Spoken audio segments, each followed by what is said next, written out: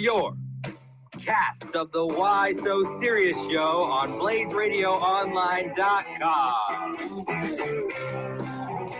It is Tuesday, and it is time for the Why So Serious show. I'm Jesse Morrison, joined alongside Evan Osherwitz, Mallory Schnell, and Jeremy Schnell. And Jeremy, college football is not back. It's sad. It's a sad day. All college fall sports for the Pac-12 and the Big-10 today. They both postponed. The Pac-12 said that they will hopefully resume athletic competition January 1st. And this kind of stems because there's this new it's a heart condition that's been around, but it's called myocarditis, and it is basically an inflammation of like arteries around the heart that could be potentially fatal, and it is being linked to COVID-19, and so they don't want athletic competition to occur basically because of that and a lot of other reasons. But basically the main reason is they just want to make sure that the student athletes I was on Zoom calls today for Devil's Digest. They don't want to do the liability waivers and stuff because they promised parents and athletes that they would keep them safe, and doing that would not keep them safe, even if it is legally okay for them to do. I think this is really honestly an amazing decision, and it's a great decision and something that I thought that they would try to go through with this. And honestly, I think that it crushes me. I was really excited to cover football in the fall. That's what I do in the fall. I cover football. I cover college football. I hope high schools follow. With this, but they will not. They probably won't. But I think that I don't know. I just think that it's too dangerous to play football right now in a non-bubble scenario. Obviously the NFL is going to go through with it because they want to make money, and also it's just a different circumstance because those guys are being paid to do it. They're not students. They can opt out and probably be okay for the most part. So I don't know, but I think it's a really good decision that they're finally, the college football groups and all these people at the universities are finally putting players and stop and they're putting players' safety and coaches and anybody involved in fall sports above the money-making aspect of it. So I don't know. I think it's a good decision. I don't know. What do you guys think? Take a sip of water. That was a lot. I feel like your throat might be hurt. You might have been talking for a very long time there. Thank you. Mallory had a really good point that she made. What's up? Club hockey. What does this mean for women's hockey? Women's hockey isn't affiliated with the Pac-12. So do we get women's hockey this year? I hope not. I hope so. I honestly, and I might be selfish for having this take, but honestly, the journalism opportunities for us are just going to be pretty much non-existent this year without NCAA sports. So women's hockey is already a great opportunity because you get really good access to the players. And I feel like it would actually be good for the team if they played this year because it'll just bring more attention towards them and it'll lead to more opportunities. So it's just a win-win for everybody, if you ask me. Women's hockey. I think it's a lose-lose for people's health. That's what I think. Not to try to be too serious. And I understand. I am crushed. Don't get me wrong. I am so crushed by this decision. I am paid to cover sports, Serious. We want women's hockey. Say it. Women's hockey. Women's hockey. That's not Women's fair. hockey. That's not fair because you guys would make fun of me all the time for covering women's hockey. I last would. year. Oh my Yes, God. you would. Never. Yes, you did. No. Hey, hold up. Let me clarify something. We wouldn't make fun of her because it's women's hockey. We'd make fun of her because it's a club sport, And not we made because fun it's of her for women's hockey. missing- And she would miss giant ASU sporting events like football games and basketball games and stuff to cover a club sport. And sometimes the games were like She missed the Oregon game. she missed the Oregon game to cover a club sport.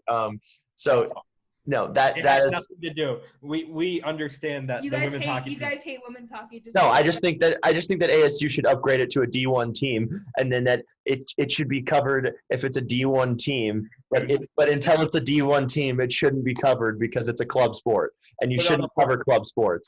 Put it on the poll. Stay tuned? ? Yes or no? Anyway, I guess let's go back to serious stuff.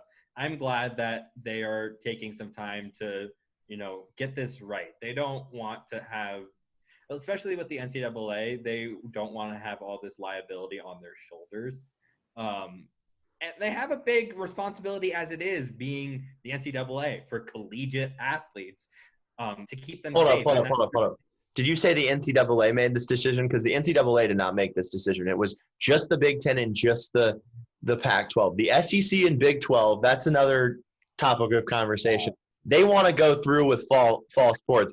But honestly, in my opinion, and I hate to be judgmental here, but I think that the Big 10 and Pac-12 have better academic institutions with smarter people. Not going to lie, like Northwestern, Stanford, Cal, even ASU. ASU's #1 in innovation. Like, that's a joke. That's a joke that people say, but it's also true for a lot of things.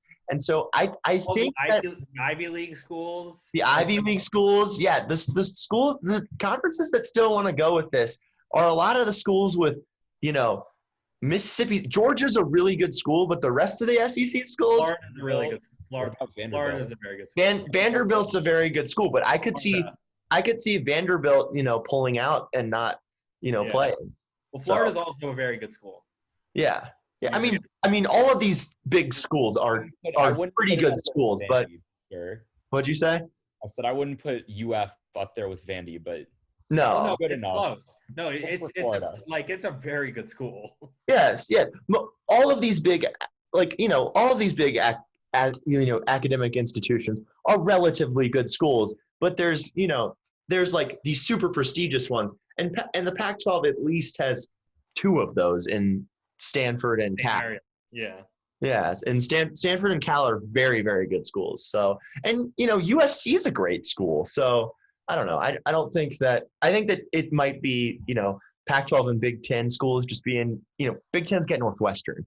Northwestern's might even be better than Stanford. So I don't know. I just think that there might be a little bit more intelligence involved in the decision making in Big 10 and Pac-12. Yeah, but one thing I don't understand about this is that there seems to be a lot of opposition to a spring season, if that's like feasible. I've been seeing a bunch of people on like Twitter saying if you're gonna punt, if you're gonna like decide not to have the season in the fall, then you might as well just come back next fall. And I don't understand why. Yeah, and there's like a conceivably lower risk for people's health. Why not have a spring season? Yeah, I don't get it either. They can't. My opinion is they can't do 12 games. They got to make it an 8-game season, regular season max, because I think that, obviously there's the brain injury thing with football. And so if you go with a full 12-game season and then these guys go and play either especially in the NFL, and that's a regular season next year in the NFL is going to be 17 games. So that would be at least 29 football games in 1 year, which is awful, but 25 is a little better than 29. 17 is also not great. 17 is also not great, but something I was going to say, and this has nothing to really, it has something to do with it, but this has to do with the high schools. If the high schools start to push back the sports to the spring, what about the athletes that play track, that run track, that play, the other sports? Like, are they going to be able to play both sports at once? Probably not. So these senior athletes that might miss out on their final football season might also might miss out on their final track season. Yeah, but they'll make a decision on which is their favorite sport. Like if they like, what if they like all of them? What if they're getting recruited for 2 of them and they don't know which one to go with? Well, then it's the time to make a decision. I mean, senior year is already the time to make a decision. Like if you've got offers in football and basketball, you make the decision if you want to do football or if you want to do basketball or if you want to run track or if you want to play lacrosse. Like it's time senior year anyway to kind of make that decision. But this would give them that they would have to make that decision, and it would be unfortunate, but you roll with it. People just got to roll with things. Like it's good. I'm with Ray Anderson today when he said that this will pass. Like, I think that this will pass. I think that either we will, enough of our loved ones will pass away that everyone decides, okay, we need to wear a mask, or enough of, or there will be a vaccine. The vaccine will come, and stuff will start to get back to normal. And honestly, I'm confident enough that we will have the full-fledged college football season next year with fans in the stands, going crazy, all the traditions. It's gonna come back. It's gonna be fine. Everybody needs to relax. It's not the end of the world. You sound like the one who's not relaxed. I feel like there's a little bit of a tone in your voice that's not relaxed. I don't know. You okay? You good? I'm good. How's the water? It's water. Okay, now can we get to the hydrating? Now can we get to the best and most exciting thing that happened in sports today? Oh yeah, this was awesome. So no, let Evan. Jesse, no. Evan, no. go. Evan. Well, I just wanted to. Evan, go. So today was the first day of the Stanley Cup playoffs. We were supposed to have 4 games today. There ended up being 3 because the first game of the day, which was game 1 of Lightning Blue Jackets, ended 1 hour. Went to 5 overtimes. It's the 4th longest game in the history of the NHL playoffs. And it was just absolutely bananas. I watched this game from start to finish. It lasted, I think, 6.5 hours. The Stars Calgary game that started at 5:30 Eastern ended before this game, which started at 3 Eastern. And it was honestly just a really great game of hockey. I feel terrible for Jonas Korpisalo. He played out of his mind today. I said that before he gave up the goal. I said, man, this guy's going to lose, and he has the most saves in NHL playoff history. He was like the guy in the Matrix who like dodges all the bullets, except like he built like a force field. Keanu Reeves? Yeah, that guy. Korpisalo was just in another world today, and he's been lights out since the start of the play-in round. And like honestly, if you're a Leafs fan, after what happened today, you probably feel a little bit better about losing to this guy because he was just in another state of being today. 5 saves, NHL playoff record, and we knew this series was going to be exciting because of the storylines, what happened last year. Obviously, Tampa wanted some revenge. And, I hate to have to say this, but if you're Columbus, you got to be a little upset with the officiating today. And again, I don't like blaming officials. And Tampa definitely deserved to win the game either way. They outshot Columbus by 25. Yeah. So, no one's arguing whether or not Tampa deserved to win, but there were a lot of missed calls that would have gone against the Lightning in this one. And they weren't all in the overtimes, but, the Hedman takedown on Atkinson on that shorthanded breakaway has a lot of people upset. That one, for me, was borderline. I didn't think it was a trip or a hook because Good no call.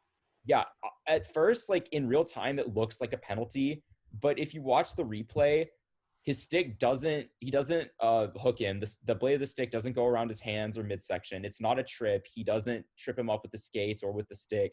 It looks like he might have tabletopped him with the stick, but Atkinson's leaning over trying to corral the puck and Hedman shoves him, and that's why he goes down. So for me, that's a good no call. But they missed so many earlier in the game. There were at least too many men calls that should have gone against the Lightning. Earlier in the game or earlier in the first? In regulation. Like Tampa had 6 guys on the ice 2 times, and there was no call. I saw that. Ryan McDonough got away with the most obvious interference call I've ever seen on Nathan Gerbe. It was so far behind the play. The linesman was right there, saw it happen. No call. Gerbe had to leave the game. And like there's a lot of blown calls in this game. I hate to pick on the officials, but again, if you're Columbus, you got to be a little bit upset with the way this turned out. I dropped the pass. I'm sorry. Yeah, it's okay. Before I get out of here, because I got to go for a few minutes. I like to see the refs kind of swallow the whistles in overtime because you don't want to be the ones that decide the game. You want it to be 5-on-5 when the game ends. Oh, shut up! You were the one saying that it was an obvious penalty. Come on, get out of here. Go talk to your girlfriend. No. Your takes can't be different off air. Get out of here. Fraud alert. Okay, before I go though, I like the 2 Columbus penalties were clear cut, and I like to see all the penalties clear cut in overtime. Oh, come on. Well, that was what a fraudulent take. Another thing that is really impressive is Victor Hedman playing over 50 minutes in this game. He was a game time decision. He hurt his ankle, 2 days ago. Didn't know if he was going to be able to skate. Looked a little guarded in the first period, but he played over 50 minutes, and he was a big factor in this one. I don't think they would have won the game without Hedman. And he also had a really funny moment when they did call it too many men on the ice on Tampa, and he tried to hop into the Columbus bench to try and make it look like he had 5 guys out there. You got to love Victor Hedman, honestly. He was their best player out there today, in my opinion, by far. Vasilevsky, obviously great too. He might have had the most low-key 60-save performance in NHL history. And the game-winning goal, you knew it was going to be kind of a soft one because everyone's just so tired out there. You knew it wasn't going to be like a coast-to-coast, sick dangle or snipe or something like that. You knew it was going to be kind of a greasy one, and it sucks because... Mallory, put it on the poll. Was it kind of a greasy one? It was. Did you know it was going to be a greasy one? Yeah, did you know it was going to be kind of a greasy one? It was because it was a second chance shot. The first shot got blocked by Gavrikov. It went off his hand. He was hunched over, Gabby. So he couldn't block the follow-up from point, and that one went in.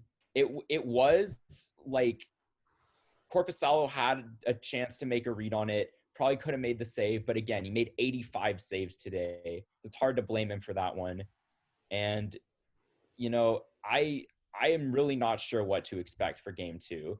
If every game in this series is going to be a nail biter like this one, then we're in for a really long series. Yeah. But, if you're Columbus, you just, you got to go back to the drawing board. They still played a good game today. So you just got to rest up tomorrow and hope that you have some fresh legs for game 2. Definitely going to be using some ice bags tomorrow, though. For sure. I was really upset at the result of this game because I was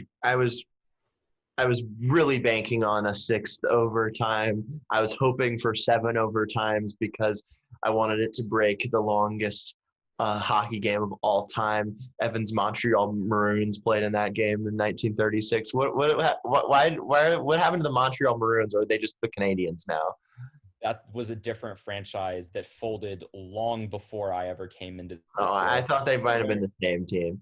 No, it's not. The Canadiens have been around since 1909.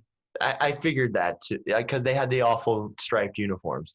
Yeah, the Christmas jerseys, the candy. They looked like Where's Waldo. I actually like that jersey, so I'm they looked like Where's Waldo. I'm not really sure what the resemblance is there. I mean, those jerseys have blue on them, right? Yeah, but they still look like Where's Waldo. Okay, well, either way, I like that jersey. And, there's a tough pill to swallow, obviously, if you're Columbus. But they already bounced back from a game where they blew a 3-goal lead with 4 minutes left to go against Toronto. So I think they're capable of bouncing back from this one. And this should be a fun series. I could see this going 7 games. Obviously, both teams are pretty evenly matched. And yeah, I'm looking forward to game 2. By the way, quick question about the NHL back in the day in like the 30s. How'd they keep the ice intact, and did they have a Zamboni, or was it just nasty all the time? And also a fun fact about that longest game in NHL history. It was 1-0 was the final score in 6 overtimes. Quite the game. I cannot answer that question because, again, I wasn't around back then, and I don't know enough about the history of ice resurfacing to be able to tell you if there was Zambonis back then or not. Mallory, put it on the poll. Should Evan know the history of ice resurfacing? Ask David Ayers. He'll probably know. I don't know who that is. The Zamboni driver who played goalie for the Leafs or for the Canes and beat the Leafs earlier this year. Oh yeah, that guy. That was an awesome story. That was an awesome. Like the biggest story of the entire regular season. But yeah, anyway, there were 2 other games that happened today, believe it or not. And do we want to talk about them, or do we want to? I think we should. Well, one of them is still in progress. Yes. The Knights and Hawks is in the first intermission. So I guess we don't have to talk about that one because it's not over yet. But the Stars, like, I think I said on the show a couple days ago, they were going to be a guaranteed first-round exit. So far, that take looks pretty solid because they didn't play well today. They haven't played well since, like, January. And this team is so frustrating because they can go 2 games without scoring a goal. And then today, they get 2 in 9 seconds. But when they get a 6-on-4 with 50 seconds left in the game, they can't score either. So it's just like they're the most inconsistent team in the history of the NHL. Their top scorers from the regular season are playing like 11 minutes a game. The coach can't decide what to do with his top players. And it's just a bad mix for Dallas. And I think this series is going to be over pretty quickly. Bishop didn't play today. I don't think it would have mattered if he did. Hudobin was fine. It's just this team can't score timely goals. The North Stars, Minnesota. Yeah, this team can't score timely goals, and I don't think they're going to be in the playoffs very long. So we'll see what happens. We'll see if Bishop can play game 2 and if that makes a difference, but I wouldn't hold my breath. And then Golden Knights versus Blackhawks game 1 is on right now. Vegas is up 2-1. Yeah. Well, Riley Smith just scored. So it's 3-1? 3-1. Okay. It was pretty much Crawford's fault, but yeah. The Phoenix Suns are 7-0 in the bubble. I have one. I need to talk about the Carolina Hurricanes Twitter account. Go. Oh, okay. Go. They had 2 amazing tweets today. Yeah. So about an hour after the Canes game was supposed to start, they tweeted, "Hey, at NHL, not to tattle, but we were supposed to play at 8, and the Blue Jackets in Tampa Bay won't get off the ice." The NHL responds, "Permission to stay up past bedtime granted." So then they did the tweet that the Tampa Bay Lightning did last year after they were eliminated. "We don't have any words, and we know you don't want to hear them. We understand your anger, your frustration, your sadness, everything you're feeling. We get it. This isn't the start time we imagined, and certainly not the one we wanted. Thank you for being there the entire way." So that was pretty funny. Kane's social media, almost as good as the Suns' social media, Jesse. The Sun, did they post stuff on their social media today? No, I just thought that was a good segue. Oh, okay. All right. Yeah, Suns have a good social media account. I will say it. The Suns and the Mercury, they kind of work together. Like if you work for the Suns, you also work for the Mercury. Just an FYI. And you also work for the Rattlers, and you also do concert promotions for the Talking Stick Resort Arena in general. But the Suns are 7-0. They had another kind of blowout win. They won 130-117 over Philly. I think Evan made the point that, they were scraping out wins at the beginning of the bubble, but now they're like dominating teams. Unfortunately, or fortunately, if you're Travis, Damian Lillard had 61 points. So the only way the Suns are going to get into the playoffs, and the Blazers won that game, the only way that the Suns get into the playoffs is if they play in this play-in scenario that is new because of the bubble and the circumstances this year. This is how they do it. The Suns have to beat the Dallas Mavericks, and one of the following. They've already done once, to be Yeah. fair. Yes, they're capable of it. Dallas doesn't have as much to play for. The Nets need to beat the Blazers, which is probably not going to happen. Or the Bucks need to beat the Grizzlies, which is much more likely to happen. However, Giannis decided to headbutt a player in the Wizards game today. I believe. I believe it was Mo Wagner who, if I pulled down my Wizards game program from the Suns Wizards game, says I have a signed autograph of Mo Wagner's. But I will make here it goes. Yeah, so I don't know. He'll either be fine, but I think he'll be suspended for a good amount of time. That's pretty bad look. I know in the heat of competition, again, lots of stuff happens, but It still. was in response to a play that happened a few seconds earlier when Wagner hip checked him when he was trying to go up for a rebound, which in my opinion was worse than the headbutt. Like, that's a dangerous play. You could easily injure a guy's knee that way. And I get why Giannis was upset. However, you definitely need to keep your composure there. I think this gets like a game, maybe two. You can understand why he was so worked up. But again, like you can't do that. Got to keep your emotions in check. But I don't think he's going to be out for that long. Jonas Valanciunas and John Morant versus Chris Middleton and the Bucks. I might go Grizzlies there. Mallory? I'm going with the Bucks still. I'm still going Milwaukee too. Memphis has not been playing well. But do y'all think that the Suns can beat will beat the Mavs? Because I think they will. I think they're going to cap it off 8-0. Yeah, I think that they're very capable of beating them again. Prediction radio. We love prediction radio. It's so great. And we always get everything right, don't we, guys? Mm-hmm. Guy and gal. I feel like most of my predictions have been pretty Oh, accurate. actually, we got one more thing NBA-wise before we go to what are we doing. Mallory, what is up with the bubble today? NBA Bubble Life on Twitter. Follow it. Lillard finally showed his presidential suite. We knew he had a bigger room when it was, his birthday and the door was all decorated. But now we have a live look in. Well, not live, but.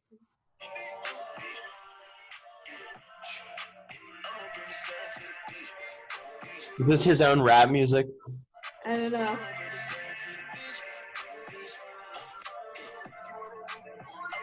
It doesn't look that great. It kind of just looks like a regular hotel room.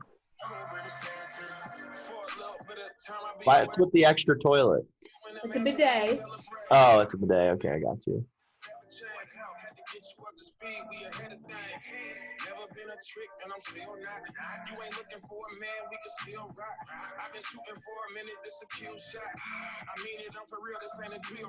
Wow, that's nice.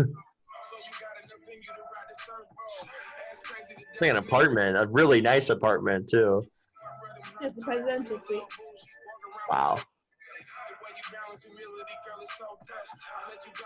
I don't think Myers Leonard has that. No, he does not. It's got a nice little bar there. Yeah. And then 2 other beds. Wow. Mm-hmm. But you could put a whole family in there, 2 whole families in there if you wanted to. That's got to be star preferential treatment. No, not everybody has that. I just want to know what LeBron's looks like. Okay, like I've always wondered this, or I've wondered this since the start of the bubble. Like, how do you think the teammates feel that like the star players have this like sophisticated, like luxurious setup, and you're just in like a regular hotel room? Like, if the star player isn't playing well, I'm definitely letting them know about that. I'm like, hey, bro, like you're staying in this super nice room, like you're living it up here, and you're like letting us down. Like Dame obviously is not in that category because he had 61 points today. They won a huge game against the Mavericks. He's fine. But like if he wasn't playing well, I feel like his teammates would definitely let him know about that. Mallory, put it on the poll at Why So Serious Show. Say, after seeing Damian Lillard's presidential suite, do you really want to see King James's? Of course. Yeah, please put that on the poll. All right, now we've got what are we doing? What are we doing? What are we doing? Evan, why don't you kick it off? All right, so honorable mention to Wes McCauley and his officiating crew for the less than great job they did today in Game 1 of Jackets Lightning. But Mike Milbury stole the show after the game with a very, very idiotic tweet that he sent out on his account. It's at Real Mike Milbury if you don't follow him. He's on NBC, right? Yeah, he is an analyst on NBC. I think as a color guy, he's actually okay. Like, he gets a lot of flack because he just seems like he's miserable to be there, like, every time. But his analysis is okay. This isn't about that. After the game, he sent out a picture of CN Tower and a caption that read something like, great game today between the Lightning and Blue Jackets, but we should have 3-on-3 overtime after, like, 2 overtime periods, something like that. So bad take. Even worse, he thought that CN Tower was the Space Needle. It says, with the beautiful Space Needle in the background. And not only does the picture look like it was taken by, like, a 3-year-old, like, it's a terrible picture. He probably doesn't know how to use an iPhone properly. But, Mike, how many times have you been to Toronto?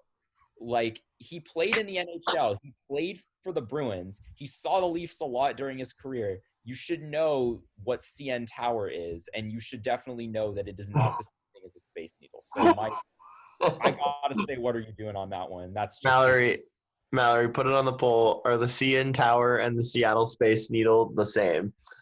By the way, when I was a little kid and I had a ballpark book and I would go to the Toronto Blue Jays stadium, I would say, oh, that's the Space Needle. But that was when I was a little kid. And I also realized, as a little kid that, oh no, that's the Seattle Space Needle. That must be a different tower up there in Toronto. So myself as a little guy could understand what the CN Tower was more than Mike Milbury. Did he actually call it the Space Needle on his Twitter? You can look at the tweet. Just type Real Mike Milbury into Twitter. It's the first thing that'll come up. If Mallory, retweet that on the show's account. Yeah, and like, okay, so is he Canadian or from the United States or from? Mike Milbury is a Boston guy. Okay, that gives him a. He's been to Toronto hundreds of times though. It is the most famous landmark in the city of Toronto, maybe in Canada, honestly. Like, Parliament Hill in Ottawa is pretty iconic. Olympic Stadium in Montreal is pretty iconic. Everyone knows what CN Tower is. Like, come on. On another worldly night, Space Needle is an appropriate backdrop. Insane Columbus TV game. God bless both teams for a great effort. Enough, though. I believe we should end these games sooner via 3v3 or shootout after a time. What do you think? Let's see what some of the responses say. Whenever you're by the Space Needle, you got to flip your Motorola Razr out for a pic. It looks like it was so bad. Let's look at the pic. Here's the pic. It's so blurry. Absolutely not to the shoot. Wait, Space Needle? What the F? Apparently he thinks he's in Seattle. Thank you for finding that, Jim. Evan, that was quite the addition to the show. Mallory, what are we doing? I don't really have like a good what are we doing today. What are we doing? What are we doing? Vegas scored again, but what we're doing is Jeremy, I guess, for just leaving in the middle of the show. Okay. Yeah, why didn't he say goodnight like before? Like, he's got a lot of time on his hands. I don't understand his thought process sometimes. He's been very, especially recently, I don't know, like his thought process has been quite susceptible, if that's the right word. But my what are we doing? I'll go right into my what are we doing is Lou Holtz. I actually used to kind of like Lou Holtz. He was kind of a funny old guy on college football shows on ESPN, and I liked him. He was entertaining. But he thinks that we should play college football this fall. He's a very old man. He's in his 80s. But he said, let's move on. This was a quote. Let's move on with our life. When they stormed Normandy, they knew there were going to be casualties. There were going to be risks. Like, yeah, that's to end mass genocide and is a war. This is a sport. This is a game. This is not life or death. Life will move on. Without the games.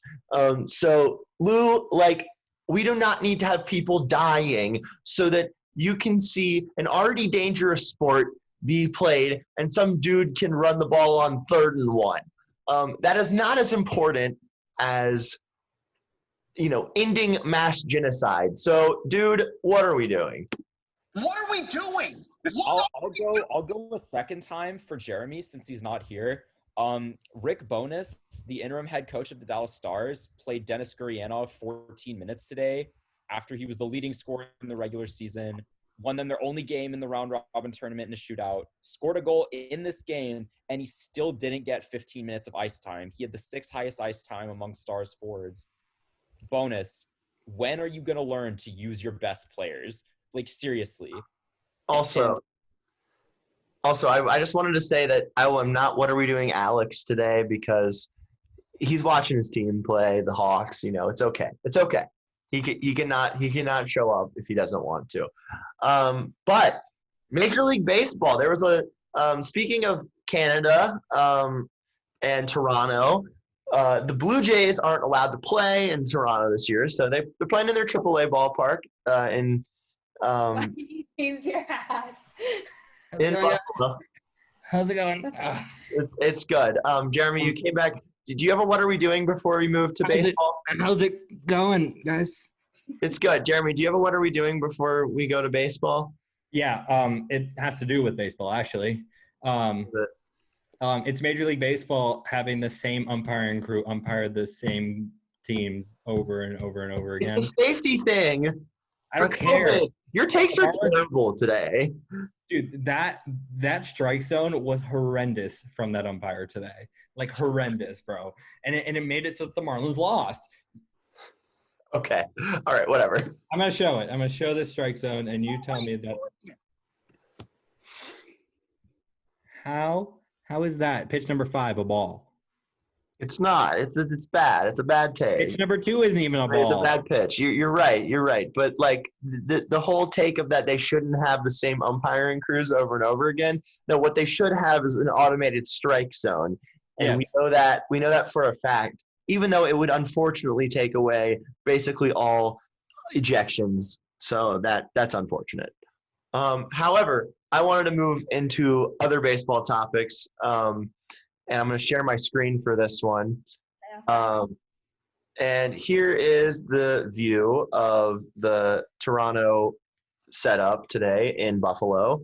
That highway right there. Oh, I have great. no idea what happened. Let's stop sharing the screen for a second. I'm gonna find this again.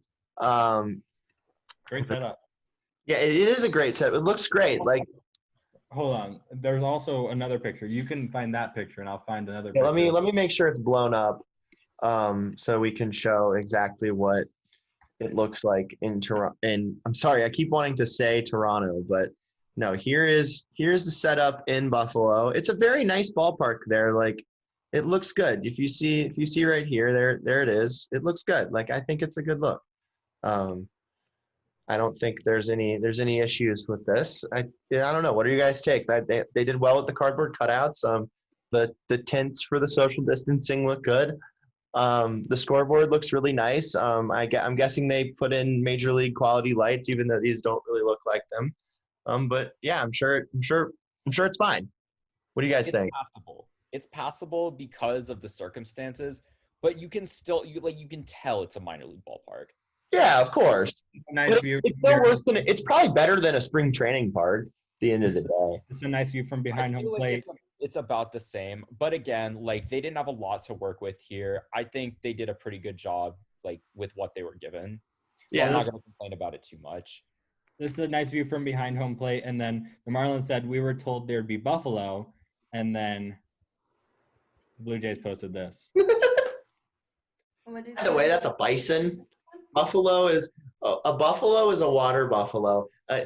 There aren't buffalo in the United States, by the way. It's another one of those things that like people from other countries came over here and renamed because it looked like something in another country. So yeah. Wait, you're showing my sex. Anyway, yeah, Marlon said, are we even playing that thing? Very funny, Marlon's Twitter. Very funny. Marlon's Twitter are great. But I'm going to share my screen again, but I'm going to make sure this time that I have the right video pulled up and everything's good. Hey, Aaron? Aaron Judge, again, hit another home run. He took the lead in the home run race with this 432-foot blast. Oppo. Can we talk about this? Where this pitcher looks huge. Yeah, he looks like he can throw. But here we go. Braves, Yankees. Yankees are killing the Braves here. 6-0, bottom of the fifth. Ranked. Just drilled to right center. No chance. See ya. See ya. A bullet home run the other way. It is high. It is far. It is gone. I love how fired up the guy is in a 7-0 ball game. Like there's literally no. Well, it's because it's Aaron Judge. Like he's just on such a tear this year, hitting home runs that every one of them that he hits, and every one of them that he hits is amazing. Like there's no sound off the bat in baseball like an Aaron Judge home run. Mallory, put it on the poll. Is there no sound in baseball? A Stanton home run is more powerful, I think. Maybe, but Mallory, put it on the poll. Okay, but it's a solo shot. They're already up 6-0, and he's go. acting like they just won. He's muted. He's muted. All right. It's not even that. Like it's not. Muted again. No, Evan, listen, Evan. It's the fourth inning. This could mean something later in the game. It's in the bullpen. How many home runs end up in the bullpen? Oh, he hit it over the bullpen. He hit it. I get it's the deepest part of the park. How many it's guys? 432 Oppo. It's an opposite field home run. He's insane. It's just the amazement that Doug gives us every night. He's a joy to watch. He is a joy to watch. It's an honor and a privilege to watch Aaron Judge play. It really is an honor and a privilege to watch Aaron Judge. So I don't know. Mallory, you didn't put it on the poll. Speaking of Judge, why did we put this? Why did we retweet this and not put the Judge poll up? Because I saw it on under the Space Needle tweet, and I thought it was really funny. I love Stephen A. Stephen A is great. Mallory, are you gonna put that on the poll though? Is there any sound better in baseball? Put yes, no, Stanton. Yes, no, Stanton. Yes, do it. But we have one more segment. Today. It's going to be a pretty quick show today. But Mallory and Jeremy have been all in. I've watched the first couple episodes, kind of half paying attention to them. But I wanted to get into Big Brother talk since we had some time to fill today. So have at it. Mallory, what's going on in Big Brother? As we saw in Sunday's episode, there was this first ever safety suite competition. It was a little confusing because Janelle and Kaysar were the only ones to enter the safety suite. And they're obviously working together because they worked together on both of their previous seasons. And once you go into the safety suite, that's the only time you can go during the season. Yeah. So for them both to waste their passes when you can take a +1 with you was not the smartest thing. I was thinking there's some sort of miscommunication because Janelle is usually a very smart player and would know not to make a move like that. So the nominations, as we know, officially, not just from the feeds, but on the episode, were Kevin and Keisha. And then here's a live feed spoiler alert. Enzo, our favorite New Jersey contestant, won the power of veto. Meow, meow. Meow, meow. And did not use it. So the nominations remain the same. either Kevin or Keisha will be evicted from the Big Brother house Thursday night. Long reality show for Enzo. He really needs to be on Jersey Shore. He's ripped. He's in good shape. He has a nickname. He's from Jersey. Cody's also from Jersey. What'd you say? Oh, yeah, I mean, Cody's also from Jersey. I said Enzo was our favorite Jersey contestant. I think I'm gonna have to switch it up to Cody. I don't know if Love Meow Cody. Meow is a Jersey Shore type nickname though. Oh, 100% is. There was a nickname, The Situation. Yeah, there's, Mike. There's Mike the JWoww, Situation. Snooki, The Situation, Pauly D, and freaking Meow Meow. They don't go together. Why It not? They don't works. go together. JWoww and Meow Meow don't go together. They don't. They Mallory, definitely put it on the don't. poll. Do JWoww and Meow Meow go together? We're also acting like Jersey Shore is still like relevant in 2020. Aren't they still doing shows? Haven't you watched Family Vacation? Are you kidding me? The second Thank you. Snooki as a kid now, like that just ruined the whole thing. It also looks like They're still partying. Different person. They're still taking tequila shots at their at other people's weddings. It's still amazing. There was Everybody do it with me. Everybody do it with me. Jeremy, come on. Let's do it. Right, you got to start out on the ground. You got to start out on the ground. You got to start out here on the ground. Go on the ground. It starts to go. Ready? And then you kick the door open. Boom. Kick the door open, Jesse. Boom. And then you go. Some tan laundry. Stop.